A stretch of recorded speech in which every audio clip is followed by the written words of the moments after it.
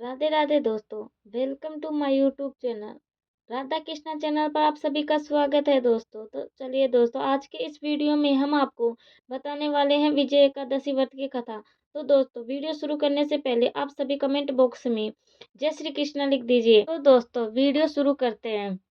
धर्मराज युधिष्ठिर बोले, हे राज जनार्दन, फाल्गुन मास के कृष्ण पक्ष की एकादशी का क्या नाम है तथा उसकी विधि क्या है?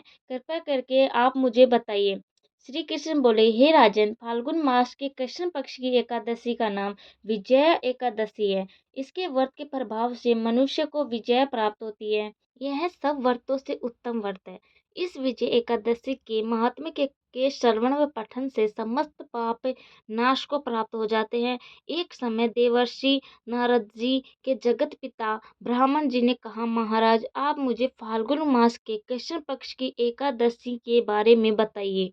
ब्राह्मण जी कहने लगे कि हे नारद, विजय एकादशी का व्रत पुराने तथा नए पापों को नाश करने वाला है। इस विजय एकादशी की विधि मैंने आज तक किसी से भी नहीं कही। यह समस्त मनुष्य को विजय प्रदान करती है।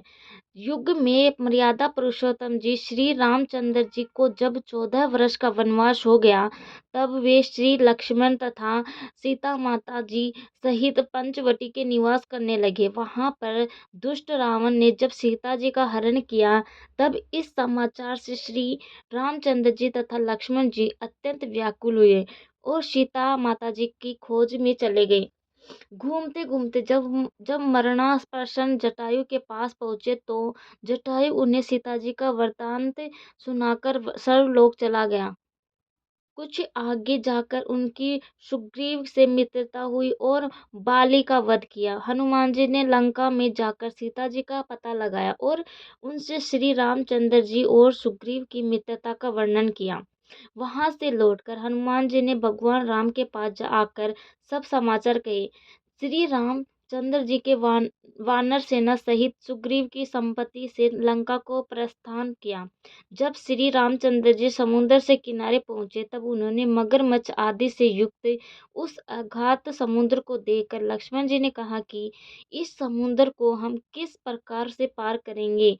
श्री लक्ष्मण जी ने कहा, हे पुराण पुरुषोत्तम, आप आदि पुरुष हैं, सब कुछ जानते हैं। यहाँ से आधा योजन दूर पर कुमारी द्वीप में वक्कदालभ्य नाम के मुनि रहते थे। उन्होंने अनेक ब्राह्मण देखे हैं।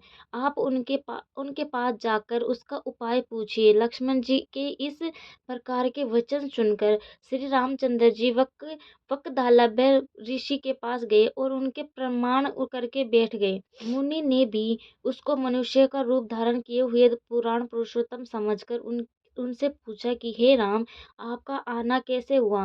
रामचंद्र जी कहने लगे कि हे ऋषि, मैं अपने सेना सहित यहाँ आया हूँ और राक्षसों को जीतने के लिए लंका जा रहा हूँ।